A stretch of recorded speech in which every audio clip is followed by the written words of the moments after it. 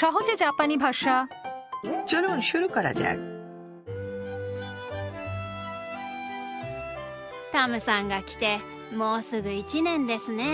将来は何がしたいですか？卒業したら日本で働きたいです。旅行会社で働きたいです。いいね。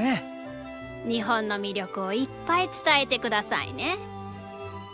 応援してるよ。はい、頑張ります。 সময় কিভাবে চলে যায়, গত এক বছরে তাম কত কি করেছেন।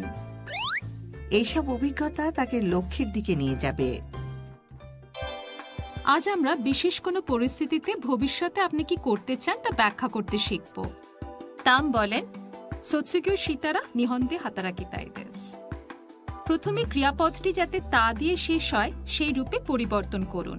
যেমন সোৎসুগিও সুরু মানে লেখাপড়া শেষ হয়ে যাবে সোৎসুগিও শিতা, এরপর রা যোগ করুন। শেষে আপনার পরিকল্পনার কথা বলুন।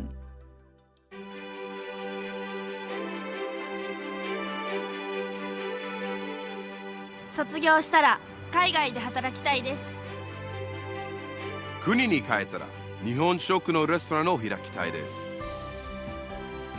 夏休みになったらまた日本に来たいです。退職したら世界一周旅行をしたいです。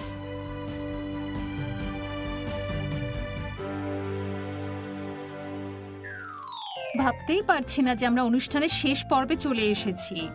দর্শকরা জাপানি ভাষা শিক্ষা অব্যাহত রাখবেন আশা করছি। হাল ছাড়বেন না। এবার তাহলে উচ্চারণ অনুশীলন। সোৎসুগিও শিতারা নিহন্দে হাতারাকিতাই দেশু। সোৎসুগিও শিতারা নিহন্দে হাতারাকিতাই দেশু। ট্রিপটিক।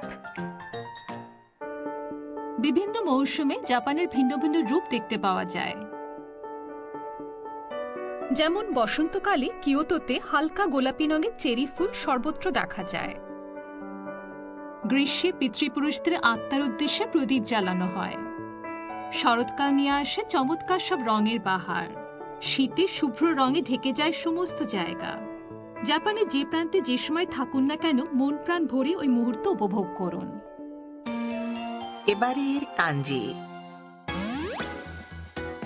সোৎসুগিও অর্থ শিক্ষা সমাপন। আমরা জানি আপনারা ৪৮টি প্রয়োজনীয় বাক্যাংশ শিখতে পেরেছেন। সন্দেহ দূর করতে পুরানো পর্বগুলো এবং পাঠ আবারও দেখুন। গাম্বাত্তে।